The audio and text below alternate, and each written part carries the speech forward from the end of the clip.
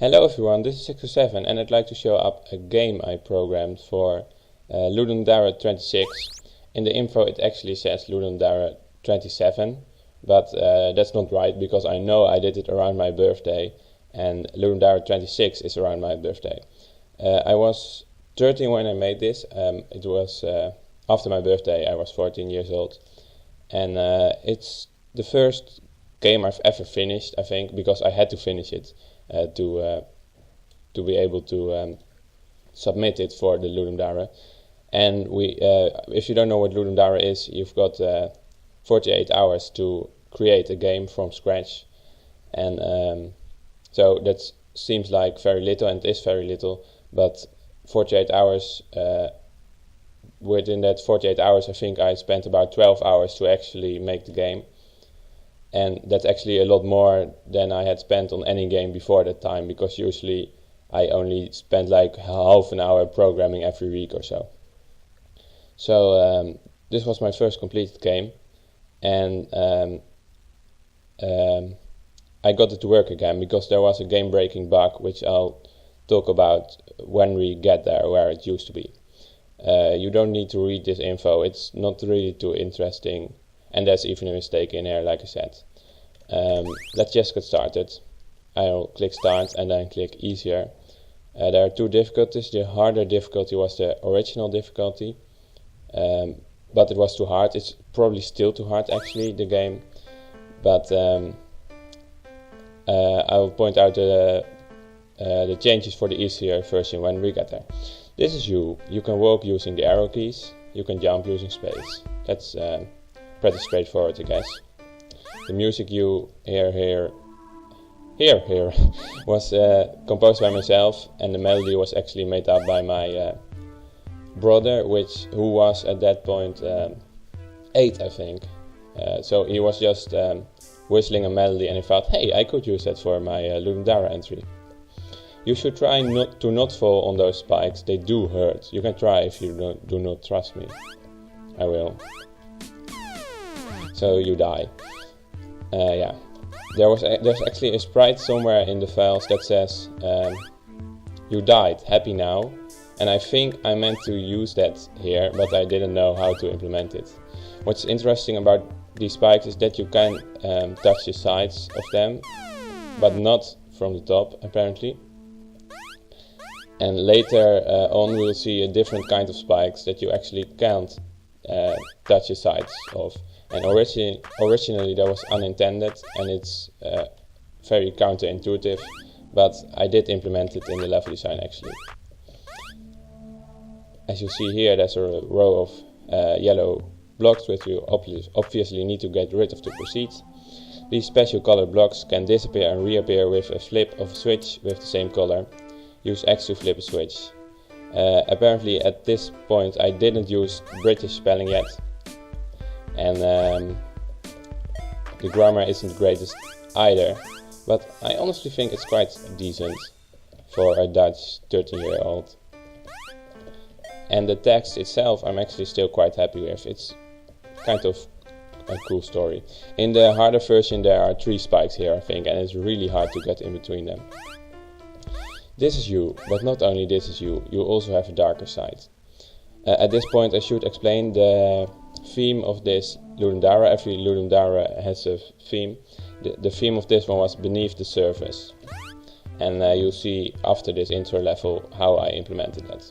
Jump in this portal and press F to proceed. These are you. So now we've got 2 characters, and if I press left or right, both of them will move, and if I press space, both of them will jump. So if you now just go up here, you have a problem, because if you walk off, the white will die, and if you jump, the black will die.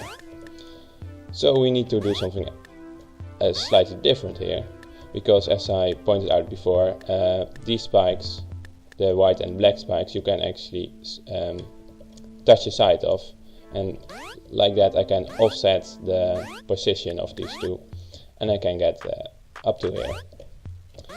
Just a fairly simple starter puzzle, and here they should get equal again.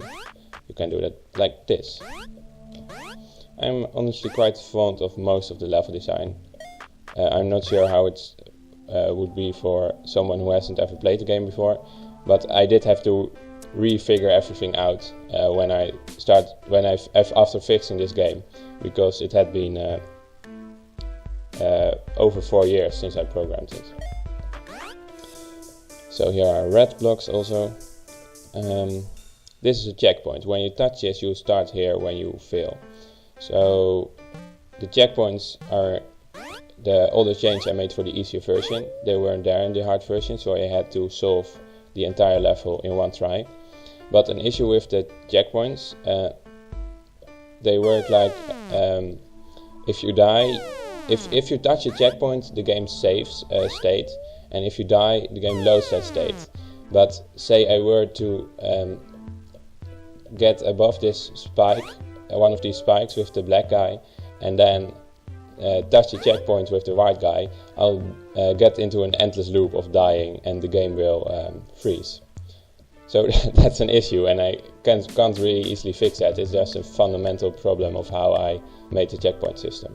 Okay, I did a cut here as I was messing up the next bit, and in that bit I also made the cursor show, so I can actually point things out. When I'm not using it, I might leave it at the screen, but I hope that won't bother you too much. So let's get on here. This is definitely the bit I've died at most often. It might be the most difficult part in the game. You can change views with control. This way you can see both of you. Alright. So this game was programmed with GameMaker 8.1. It was a light version, it shows it there. I did have a license of GameMaker Studio, which was out at this point, but I didn't know how to install it, or there was a problem with my PC or something.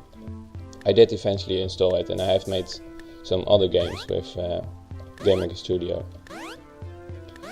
At this point, GameMaker Studio 2 has been released, but I haven't got that. Okay, I've got a problem here now, because the white guy should get in here. I flipped the yellow lever here, I sometimes forget that, and then the white guy can't get up here, because those blocks are absent. I'll be able to do this, I think. I'll need to get the black guy into the cage there for safety's sake. Oh, I'm not sure. I'll get the white guy into the cage first. Then the black guy. And now I can use the white guy safely again. Okay, fine. Let's get up here. There are levels floating in the air there, as you can see. It's also not too great, but I probably just didn't bother. It works, it's no issue, but it looks a bit strange.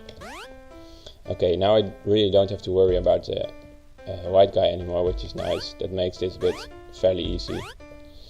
It's just straightforward platforming. As you will probably have noticed, the jump height is fixed, so you can't do smaller jumps or anything. You can press this yellow lever here, but I'm not sure if that's a good thing to do. Usually I mess up when I do that. It might have been a red herring, or it was originally the intended way, I'm really not sure. But I usually, nowadays I figured out a way to beat like this. Here it's kind of obvious what you need to do. You need to jump, then when the white guy has touched the ground again, you can flip the lever and you can go on, and then you need to flip it back so the black guy can land here like so. Right, it works. And now we just press both of these levers at the same time. Now the only issue left is getting into the portal, because if you now press F, it won't work because both of them need to be in there. But that's fairly easy. Just move them up to the wall like that. Okay, fine. So this was the first level. There are 2 levels. This is the second. Some switches cannot be switched anymore once switched, and these switches were what had the fatal bug in the original version. If you press this again, in the easier difficulty the game would crash. Only in the easier difficulty, not in the harder difficulty, and it ended up having to do something with the checkpoint system and the order in which the objects were drawn to were created actually when the room was created. I'm not sure why it happened, but I eventually did pinpoint the cause and fix it. And as you can see here, touching the sides of the colored spikes does kill you strangely, but it works in the level design. These special colored spikes can disappear or reappear with flip of switch 2 if that wasn't obvious, and it definitely was for me. Okay, I don't have to worry about the white guy here. That's probably why that bit right after the checkpoint in level 1 is the hardest bit in the game, because there you do need to worry about both characters. There are cages, but you can get out of them fairly easily. Okay, now I can turn off both, I guess. Yeah, that's fine. And then turn on the red switch again while the white is standing inside here. So now it gets stuck. I'm not sure how intuitive that is, but I hope most people will figure it out. I got a notification there, I'm sorry. Oh, another one. Nice. Well, I'll answer that later. Okay, what do I need to do again? I think... Okay, I can now go back to white using control, turn this off, and then safely walk through here. Again, the black is stuck here, that's nice and easy. And now switch back on, perhaps, yes. And then the black one still can't go over this because there are still too many spikes, and there are yellow blocks that will appear here. So white guy also needs to find a yellow switch, and it's in this new mechanic I decided to introduce here. Jump in here from beneath to get launched. While being launched, you can't change direction, and while going down through it, neither. And if you jump into it from the side, you won't go inside it. I hope you can see what I mean, but otherwise you will understand later when it's used more. So I can flip the switch here. Okay, that wasn't really the right moment, because I'd like the black guy to be inside the cage, so the white guy can safely go back to this cage while he crosses. Well, actually, I could do that, but it's not really necessary. The thing is, if I get inside here, I'll get killed by the yellow spike. But like I said, if you hack the sides of these, you won't get inside them. So I can safely do this, and I should get the checkpoint actually before I make a mistake or something. Okay. Oh, let's be careful here. Okay, we're nearing the end of the game here. I'm quite happy with the amount of content actually. Most Ludum games are quite short because you've only got such little time, and most of that is spent programming the mechanics and not making the levels.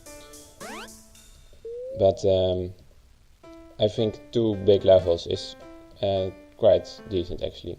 And most people didn't even beat them because it's such a hard game. And well, the people who played on easy wouldn't have been able to beat them because of that game-breaking bug. But no one actually posted about that on the Ludum submission page, so I guess nobody who did play on the easier difficulty managed to get that far. Okay, so there's still a bit to go, and the story unfolds here. Well, it's actually almost ending by saying, you have 2 personalities, of which one beneath the surface. Is that a good thing though? Well, it might not be.